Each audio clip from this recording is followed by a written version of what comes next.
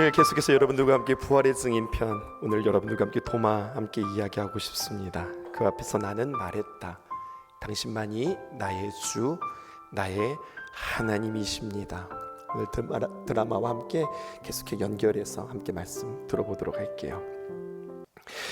예수님께서 부활하셨음에도 불구하고, 또 부활의 소식을 막달라 마리아에게 들으셨음에도 불구하고, 베드로와 요한은 직접 예수님의 무덤에 찾아가서 그 무덤이 비어 있음을 확인했음에도 불구하고 제자들은 예수님의 부활에 대해서 여전히 의심하고 여전히 헷갈려 합니다. 그리고 그들은요, 그들의 은시처에 문을 걸어 잠그고 그리고 두려움에 떨고 있어요. 그런데 그때 제자들에게 부활하신 예수님께서 또다시 한번 친히 찾아가세요. 주님께서는 무엇보다도 먼저 두려움에 떨고 있는 제자들에게 책망과 꾸중을 하기보다는 먼저 자신 안에 있는 그 풍성한 평강을 그들에게 전달하십니다. 배신하고 떠난 그들을 주님께서는 포기하지 않고 또다시 믿어주세요. 끊임없이 믿음 가운데 그들을 깨우고 계시는 그 주님을 우리는 본문을 통하여서 만나게 됩니다. 복음서가 있죠. 복음서 가운데 공관복음이라고 있습니다. 공관복음은 같을 공자에 관점관자를 써서 같은 관점으로 쓰여진 복음서인데, 이것이 마태복음, 마가복음, 누가복음입니다. 요한복음은 거기에 제외되어져 있어요. 그런데 마태, 마가, 누가복음, 이 공관복음에는 도마의 어떠한 이야기나 아니면 그의 목소리가 기록되어져 있지 않습니다. 도마라고 하면 그냥 12제자의 이름으로 그냥 도마 이렇게만 기록되어져 있거든요. 도마에 대한 어떤 흔적들이 없는데, 그런데 요한복음을 보았더니 도마에 대하여서 3가지 에피소드가 있어요. 우리는 여러분들과 함께 이 도마를 함께 살펴보려고 합니다. 전체 다 살펴볼 거거든요. 그러면서 우리 또한 이 도마와 같은 자는 아닌가, 또 이 도마가 변화되거든요. 우리 또한 이 도마처럼 변화되어야 하진 않겠는가? 변화된다면 우리는 어떻게 변화되어질 것인가? 오늘 이 말씀을 여러분들과 함께 걸어가며 부활의 증인 시리즈 오늘도 함께 걸어가 보기 원합니다. 첫 번째입니다. 첫 번째 도마는요, 이것이에요. 우리도 주와 함께 죽으러 가자, 이렇게 외쳤던 도마를 여러분들에게 소개하고 싶습니다. 요한복음 11장에 보면 예수님께서 사랑하시던 제자 나사로가 병들었다고 하는 소식을 예수님께서 들었어요. 그래서 예수님은 지체하지 않고 유대 땅 나사로가 사는 베들레헴, 예루살렘에서 가까운 약 한 2.5km 정도 되어지는 베다니에 가시겠다고 주님께서 말씀하실 때, 이때 제자들의 반응입니다. 요한복음 11장 8절을 볼게요. 이렇게 이야기합니다. 제자들이 말하되 랍비여, 방금도 유대인들이 돌로 치려 하는데 또 그리로 가시려 하나이까? 이렇게 이야기한다고요. 예수님의 제자들이 지금 예루살렘에 올라가는 것들에 대해서 만류해요. 위험하다는 거죠. 우리가 예수님 위에서 하는 이야기인데 예루살렘 올라가면 지금 분위기가 좋지 않습니다. 그러니까 올라가시면 안 됩니다 라고 굳고 말리는데, 예수님께서 뭐라고 하시나 보십시다. 요한복음 11장 11절입니다. 이 말씀하신 후에, 이 말씀을 하신 후에 또 이르되 우리 친구 나사로가 잠들었도다. 그러나 내가 깨우러 가노라. 내 친구가 잠들었어. 그래서 이 나사로를 깨우러 갈 거야, 이렇게 이야기하신다는 거죠. 여기서 잠들었다는 것은요, 정말로 잠에 깊이 빠졌다는 이야기가 아닌 거 아시죠? 병들었다가 그가 죽게 되었다는 겁니다. 그래서 내가 이 나사로를 만나야 되겠다는 거예요. 여러 제자들 가운데 도마가 볼 때 이건 예수님께서 지금 고집 부린다고 생각하는 겁니다. 그러자 이 도마가 한마디 툭 던지는데, 뭐라고 던지느냐? 요한복음 11장 16절입니다. 디두모라고도 하는 도마가, 여러분 확인하셨어요?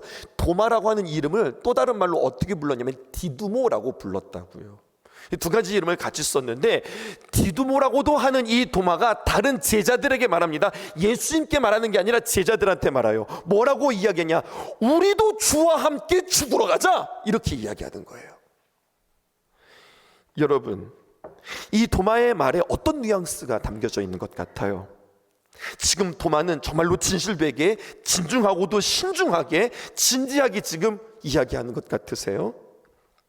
다시 본문을 거꾸로 돌아가 보십시다.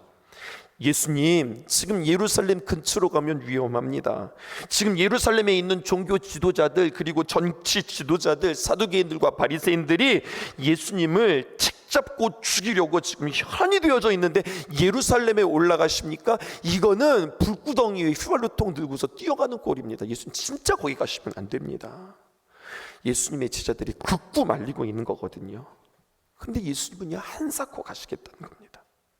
누가 말려요? 이 예수님의 고집을 누가 말려요? 이러한 예수님의 결정에 체념하며 냉소적으로 비꼬듯이 툭 던지는 말이 도마가 뭐라고 이야기합니까? 야, 우리도 주와 함께 죽으러 가자! 이렇게 이야기하는 거예요. 지금 예수님이 죽으러 간다고 그랬어요? 아니잖아요. 나사로를 살리러 가자고 그러는 거잖아요. 그런데 여러분, 우리도 주와 함께 죽으러 가자. 여러분, 이거는 진심이에요? 비꼬는 말이에요? 비꼬는 말이에요. 예수님의 선택이 못마땅하고 불평, 불만이 그 마음 가운데 가득 찬 겁니다. 우리도 이와 같지 않습니까, 여러분?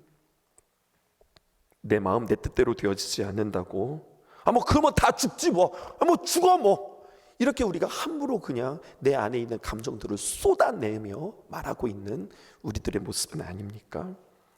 내 마음대로 안 되고 뜻에 맞지 않으면 함부로 말하는 아주 냉소적이고 부정적인 도마, 우리의 자신을 보게 되어집니다. 또 하나의 장면이 성경에 기록되어져 있어요. 이렇게 소개하고 싶습니다. 그 길을 어찌 알 수 있는가 질문했던 도마입니다. 요한복음 11장을 보았다면 이제 요한복음 14장으로 넘어가십시다. 우리는 전에 여러분들과 함께 요한복음 14장을 좀 깊이 나눈 바 있죠. 요한복음 14장은 소망장이라 하였습니다. 예수님께서 십자가에 못 박히시기 전에 이제 마지막으로 정말로 진심을 다해서 제자들에게 마지막 강론을 했던 소망장에 해당되어지는 부분이에요. 요한복음 1장 14장 1절에서 2절은 기록되지 않는데 제가 읽어드리고요, 3절과 4절은 여러분들과 함께 읽을게요.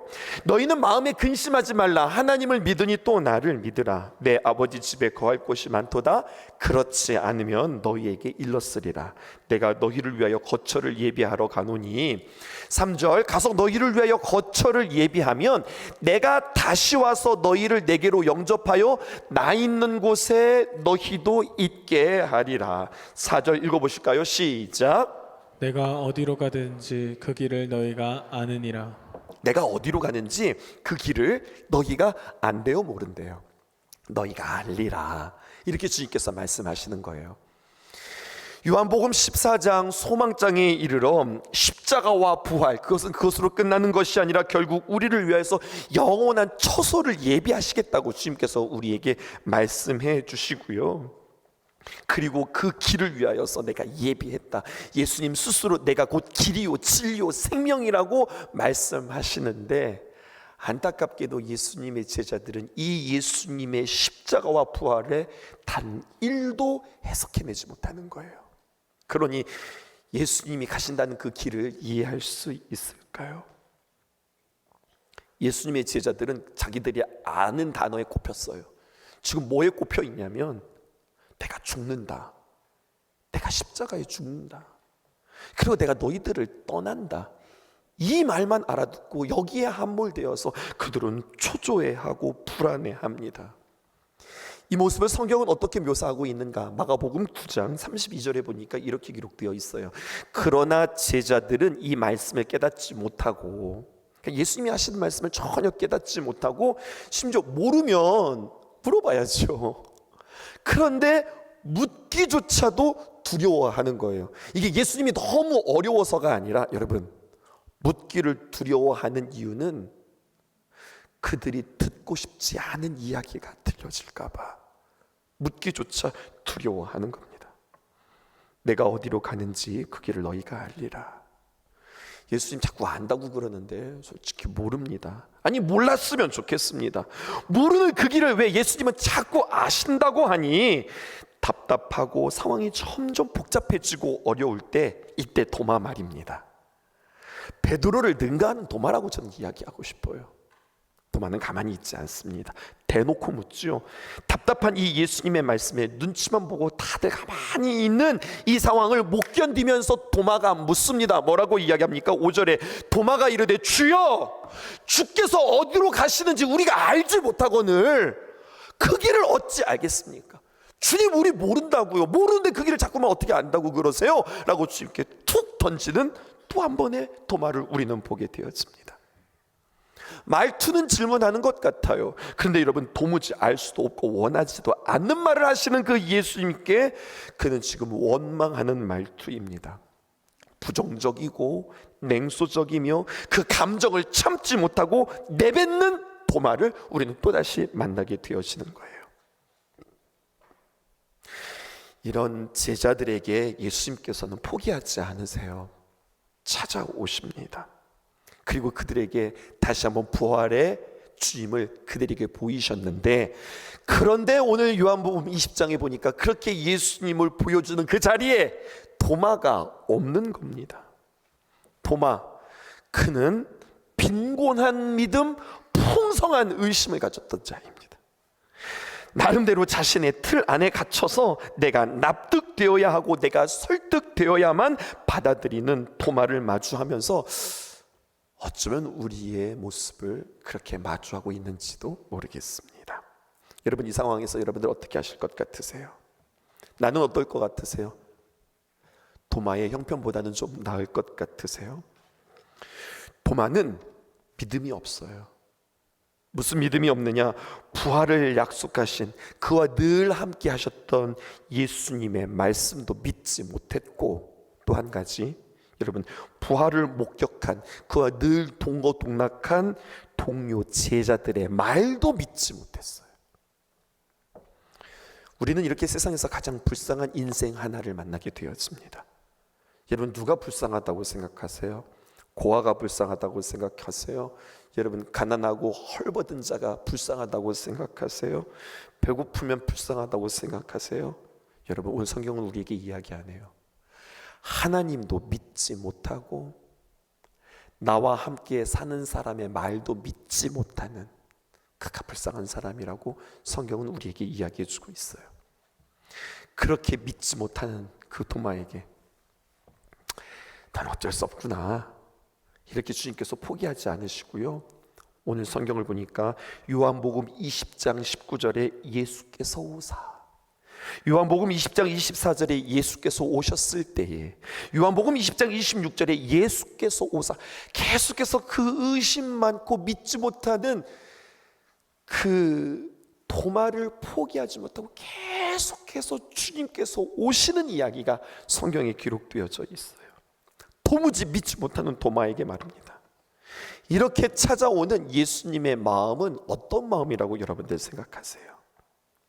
도마를 얼마나 사랑하시는지, 그를 얼마나 헤아리시는지, 그리고 그를 얼마나 배려하시는지, 그리고 의심 많은 도마에게 나타나셨어요. 그리고 이렇게 말씀하시죠. 27절입니다.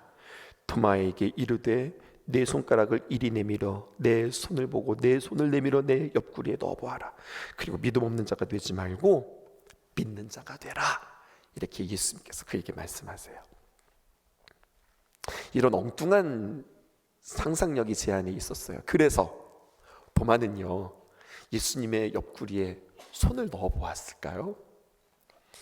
예수님의 손에 그 못자국에 손을 한번 대보았을까요? 저는 이게 궁금했어요. 25절부터 또 다시 한번 차근차근 보십시다. 이렇게 기록되어 있습니다. 다른 제자들이 그들에게 이르되, 이미 다른 제자들은 부활의 예수님을 만났거든요. 다른 제자들이 그에게 이릅니다. 다시 말해서 도마에게 말합니다. 근데 여기서 이르되라고 하는 것은요, 말했다는 뜻인데, 여러분, 제자들이 도마에게 말한 것은 그냥 한 번만 말한 것이 아니라 계속 여러 번 강조해서 말했다고 하는 문법적 그러한 의미가 담겨져 있습니다. 제자들이 도마에게 말하는 거예요. 오실 수 없는 그 자리에 우리는 분명히 문을 굳게 닫혀 있었거든, 문을 굳게 닫아 놓았거든. 그런데 말이야, 여러분 영화를 상상해 보세요. 그 닫혀진 그 공간에 주님께서 시간과 공간을 초월하시고 그들에게 나타나시는 역사가 일어났어요. 전혀 오실 수 없는 공간에, 전혀 오실 수 없는 시간에 우리 주님께서 부활의 모습으로 나타나셨어요. 그 자리에 예수님이 오셔서 도마, 넌 이것을 믿어야 돼. 다양한 제자들이 각각 자신들이 부활의 예수님을 만나고 자신들의 삶을 지금 간증하고 이야기하고 있어요. 그런데요, 이 도마의 마음 가운데는요 굳게 닫혀져서 결코 받아들이지 않습니다. 그리고 도마가 하는 말 좀 보세요. 뭐라고 이야기하느냐. 25절 하반절에 내가 그의 손에 못자국을 보며, 내가 봐야 믿겠어.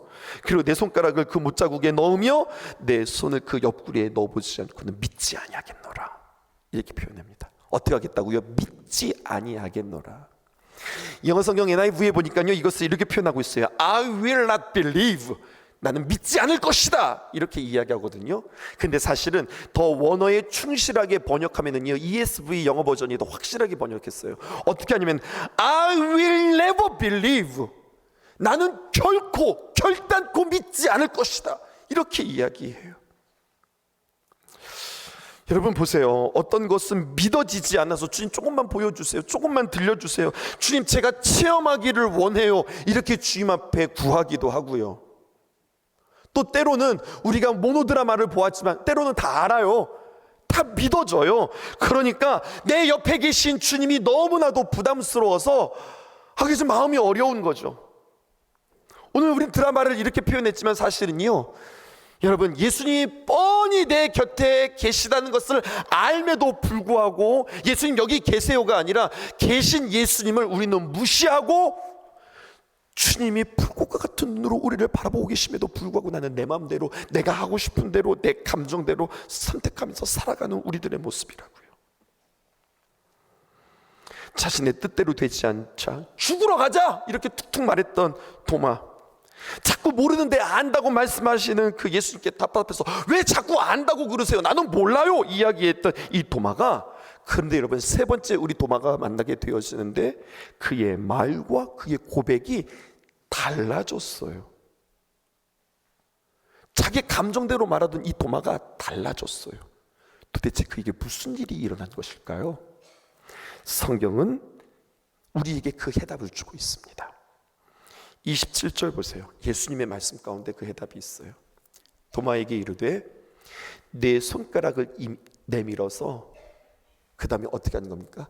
내 손을 보고 네 손을 내밀어서 내 옆구리에 넣어봐라. 주님께서 이렇게 도마에게 말씀하시거든요. 만져봐 라고 이야기하기 전에 여러분 예수님께서 뭐라고 이야기하면 먼저 봐라 봐라 하면서 예수님의 못자국을 보여주세요. 조금 설명이 필요합니다. 여러분 이 성경에 잘 고증하여서 만든 영화가 패션 오브 크라이스트라고 여러분들에게 소개한 적 있죠. 근데 그 영화에서 보면 예수님께서 채찍에 맞고 골고다 언덕에 올라가 그리고 십자가에 못 박히신 그 예수님의 모습은, 그 육체는 너무 많이 상했어요. 사실은 살덩어리가 떨어지고 뼈가 으스러지고 다 드러나고 때로는 꺾이기도 하고 온몸이 뒤틀려져 있는 상태였어요. 근데 부활하신 예수님은요 그런 몸에 생명만 붙은 것이 아니라 그 예수님의 모습은 너무나도 아름답고 너무나도 영화로운 모습으로 변하셨어요. 그런데요 모든 것들이 다 아름답고 귀하게 변했는데 변하지 않은 흔적을 가지고 계세요. 이걸 스티그마라고 하거든요. 봤더니 오늘 주님께서 이 몇 가지는 남겨놓으셨어요. 손의 못자국과 그리고 옆구리에 있는 그 창자국은 남겨놓으셨어요. 앞에서 도마가 뭐라고 이야기할게요. 예수님께서 그에게 대답하시기 이전에 도마가 한 이야기가 있어요. 거기서부터 보십시다.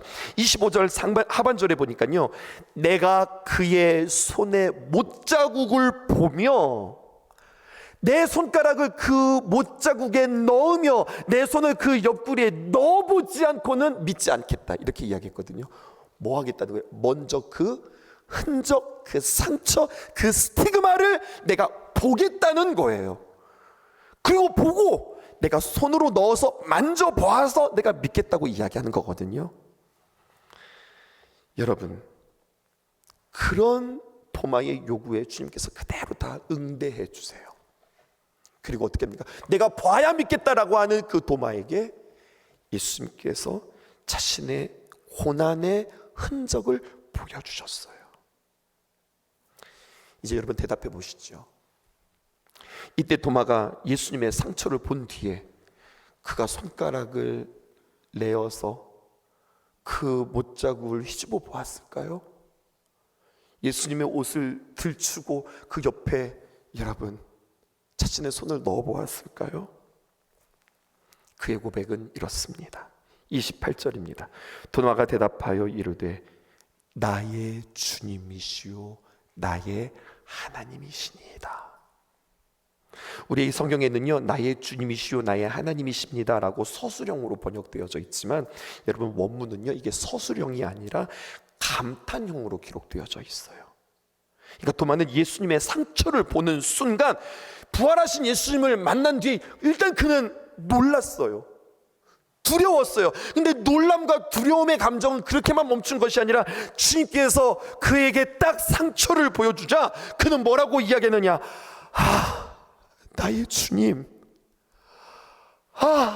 나의 하나님, 이렇게 고백했다고요. 여러분 지난주 말씀 기억하세요? 요한복음은 어떻게 끝난다고요? 요한복음 20장으로 끝난다고요. 요한복음 21장은 에필로그라 하였습니다. 부록이라고 했거든요. 요한복음 1장을 시작하면서 예수님이 누구인지 서론처럼 이야기하는데 예수님은 하나님이시오 우리의 주시라 이것을 선포하듯이 요한복음 1장이 기록하고 있어요. 그리고 요한복음 맨 마지막 20장에 부록을 남겨놓고 그 예수님을 우리에게 말씀하셨다면 이 미천한 이 감각적인 이 감정적인 도마의 입을 통하여서 그 예수님을 고백하게 만드시는 거예요. 실로 당신이 하나님이시오 주십니다. 어떻게 이렇게 고백을 했죠? 단 한 가지 보았어요. 무엇을 보았어요? 예수님의 상처를 보고 드디어 그는 터져나오는 귀한 믿음의 고백을 하게 되어지는 거예요. 여러분 이게 무슨 뜻일까요? 새삼스럽게 예수님의 못자국을 만져보고 옆구리에 손을 넣어볼 필요가 전혀 없었습니다. 예수님께서 지니고 계신 그 고난의 흔적보다 더 분명한 부활의 증거는 없는 거예요. 이재철 목사님의 요한과 더불어라고 하는 책에서는요 우리가 믿는다는 것은 뭘까? 이것에 대해서 아주 기가 막힌 표현이 있더라고요. 아픔 없는 사랑이란 값싼 욕정일 뿐이요 진통 없는 생명이란 마약이 지나지 않는다. 사랑은 자기 희생의 아픔을 통해서만 피어나는 꽃이요 생명은 자궁이 찢어지고 골반이 틀어지는 고통을 통해서만 출산하는 법이다. 총과 칼을 들고 온 천하를 정복할 수 있어도 자기 아픔과 진통이 없이는 단 한 사람이 마음속에 참된 생명과 사랑을 심어줄 수 없는 이유가 여기에 있다. 오늘 우리 귀한 목사님 안수받고 강단으로 모셔서 우리 귀한 목사님에게 축도받게 되어질 텐데요 이 젊은 인생이 오늘 이 모습이 있기까지 여러분 스스로 자랐을까요? 스스로 애쓰고 스스로 노력했을까요?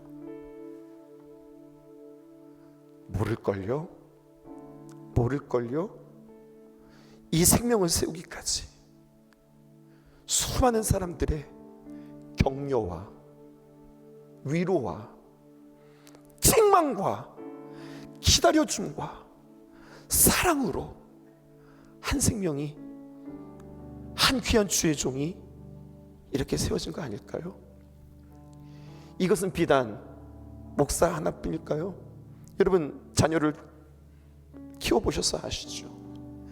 아이가 잘 자라기까지 엄마는요 먹고 싶은 거 참고 마시고 싶은 커피도 참고 콜라도 참고 음식도 참고, 자기가 자고 싶은 모든 잠도 참고, 자기가 하고 싶은 것들도 다 절제하면서 그 모든 것들을 감수해가며 생명에 쏟습니다. 그래서 여러분 뭐가 되는 줄 알아요? 생명이 생명을 낳게 되어지는 원리입니다. 이게 믿음이라고 성경은 우리에게 이야기해요. 우리는 드라마를 통하여서 표현했어요. 예수님 사랑하지요. 예수님 좋지요. 그런데 여러분, 예수님도 좋지만 세상도 좋은 거예요. 때로는 예수님 붙잡기도 하고요, 때로는 세상 붙잡기도 하고요, 때로는 예수님 안에서 참 기뻐하기도 하지만 때로는 예수님 여기 계세요. 예수님 몰랐으면 좋겠다. 늘 우리와 함께 하시는 그 주님을 우리는 외면하면서 내 뜻대로 내 마음대로 살았던 우리들의 모습 아닙니까? 그런 우리에게 주님께서는 끊임없이 십자가로 올라가셔서 또다시 우리를 용서하여 주시고, 또다시 우리에게 기회를 주시고, 또 우리에게 다시 한번 해보라고 풍성한 귀한 은혜를 주시는 그 하나님의 귀한 사랑 앞에 우리가 있다는 거죠. 그러니 나는 얼마나 행복자인가. 이곳으로 끝나는 것이 아니라, 그러기에 여러분, 그 귀한 사랑이 나로부터 흘러가 여러분 사랑하시겠다면 사랑받게 해주세요가 아니라 사랑하게 해주세요라고 이제는 기도하실 수 있으셔야 하겠습니다. 예수님, 나 좀 뭐 좀 주세요라고 기도하기보다는 주님, 내가 이길 수 있는 힘을 주세요라고 기도할 수 있었으면 좋겠습니다. 사랑할 때 여러분들 생명이 우리에게 생기는 겁니다. 사랑할 때 믿음이 생겼습니다. 끊임없이 찾아가고 또 찾아가고, 말도 안 되는 거 요구하잖아요. 그럼에도 불구하고 그 수준에 그렇게 맞춰주셔서 보여주고 만져보라고 하고 허락하시는 그 예수님의 귀한 사랑이 오늘 도마를 만들어냈다면, 여러분 이제 우리는 한 가지 각오하십시다. 우리가 한 주간 살아가면서 사랑하시면서 살아가는데, 그냥 사랑하는 게 내 감정으로 살아가는 게 아니라, 여러분 사랑하시려면 이제부터는 상처받을 각오하시고, 헌신할 각오하시고, 내가 애쓰고 수고하는 만큼 잘한다고 하는 사실을 여러분들 믿으시고, 내가 무릎 꿇는 만큼, 내가 기도하는 만큼, 내가 주 앞에 매달리는 만큼 생명이 자란다고 하는 사실을 여러분들 기억하시고, 오늘 이 시간 다시 한번 결단할 수 있기를 주님의 이름으로 축복합니다. 기도로 살리리라. 주님 앞에 맡김으로, 주님 앞에 의탁함으로, 주님의 귀한 방법으로 키우리라. 이 다짐들이 오늘 저와 여러분들 가운데 있기를 주님의 이름으로 축복합니다. 사랑한다면 상처받을 것을, 고난받을 것을 각오하십시오. 아멘이십니까? 그 상처의 흔적이 이렇게 보여지거든요. 그때 믿음이 생기는 거예요. 세상 사람들이 도마 같지 않습니까? 좀 보여줘봐, 들려줘봐, 야 하나님 좀 내 앞에 좀 나타나게 해봐, 그럼 내가 믿을게.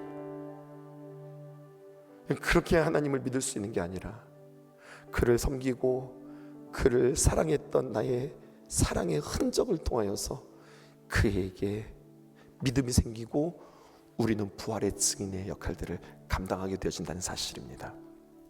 계속해서 저는 여러분들에게 도전하고 있어요. 누리는 신앙, 만족하는 신앙, 감사하는 신앙에서 그 누림을 흘려보내는 신앙, 더욱더 순종하는 신앙, 그리고 그 주님을 증거하는 귀한 신앙으로 여러분들 계속해서 여러분들 한치 한치 여러분들을 도전하고 있어요. 이 귀한 실천에 여러분들 헌신하실 수 있기를 주님의 이름으로 축복합니다. 분명히 우리에게 사랑하다가 남겨진 그 상처의 흔적을 볼 때 분명 그로 하여금 믿음을 얻고 마음의 변화가 되어지는 귀한 증거를 얻게 되어질 것입니다. 내가 믿고 또 의지함은 내 모든 형편 잘 아는 주님, 늘 돌보아 주실 것을 나는 확신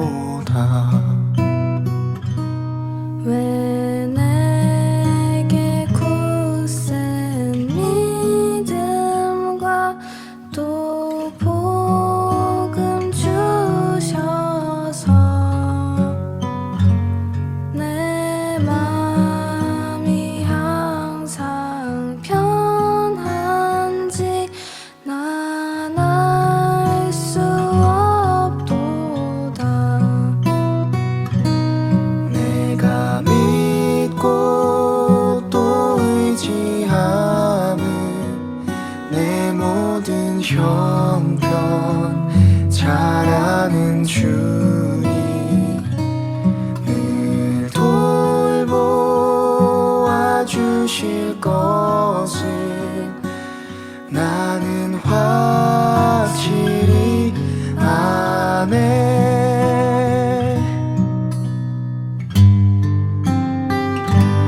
왜 내게 성령 주셔서 내 마음을 감동해 주 예수 믿게 하는지 난 알 수 없도다. 내가 믿고 또 의지하는 내 모든 형편 잘 아는 주님 늘 돌보아 주실 것을 나는 확실히 아네.